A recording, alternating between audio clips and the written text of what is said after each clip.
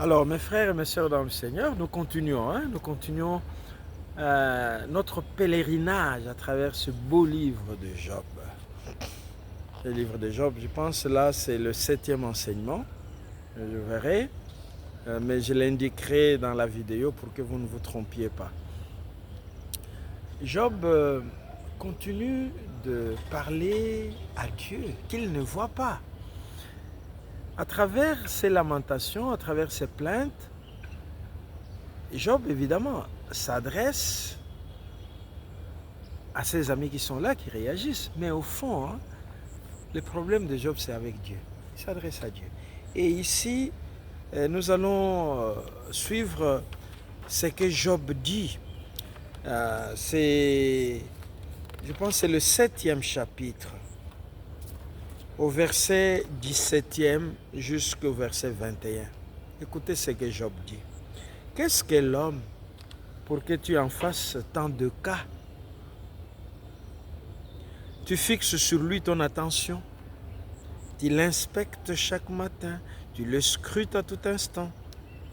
Ne peux-tu pas cesser de me regarder le temps que j'avale ma salive? Si j'ai péché, en quoi t'ai-je offensé? Toi, le gardien de l'homme, pourquoi me prendre pour cible? Pourquoi te serais-je un fardeau? Ne peux-tu pas tolérer mes péchés? Passer sur mes fautes? Me voici bientôt étendu dans la poussière.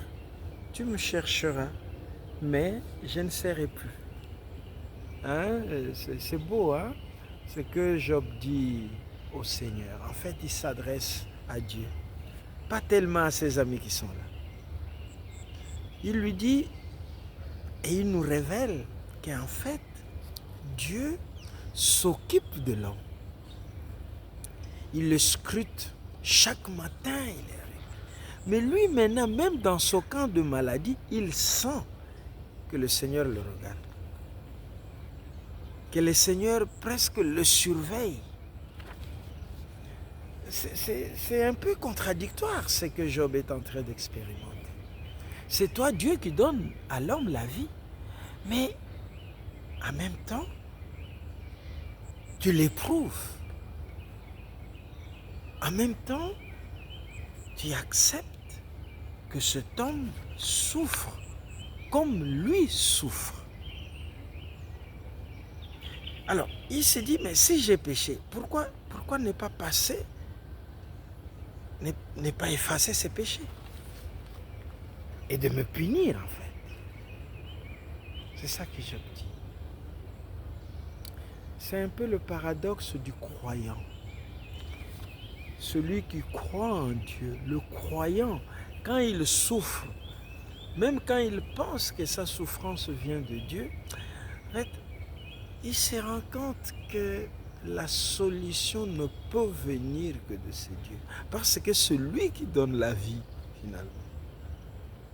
Et donc, le problème de Job, c'est un dialogue qui l'engage, mais je l'appelle toujours un dialogue de vérité. Vous voyez, quand on expérimente des situations, à un moment donné, vous vous réveillez la nuit et vous vous dites, mais Dieu, mais c'est quoi? Pourquoi? Tu es le plus fort, tu es le tout puissant, mais pourquoi tu me laisses comme ça? C'est tout des moments où vous n'avez pas sommeil, vous êtes troublé, tout devient noir. À qui on peut encore parler sinon à ses dieux? C'est pourquoi Job ne parle pas à ses amis, à ses 3 amis, il parle à Dieu. Et c'est ça la force, je pense, de la prière des lamentations. La prière, oui, se plaindre. Mais pas se plaindre, mais parler à Dieu, parce que c'est notre Père. Si nous expérimentons quelque chose qui ne va pas, lui, nous le reconnaissons comme celui qui donne la vie. Et c'est lui qui doit nous l'expliquer. Et nous verrons comment Dieu répondra à Job.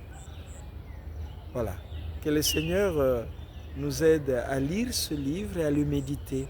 À le lire de manière systématique. Et partagez si vous voulez cette vidéo pour que nous soyons nombreux à réagir. Réagissez même par les commentaires. J'en ai besoin. Et comme ça, je peux répondre. Voilà, que le Seigneur vous bénisse chez vous, mes chers amis. Au nom du Père et du Fils et du Saint-Esprit. Amen.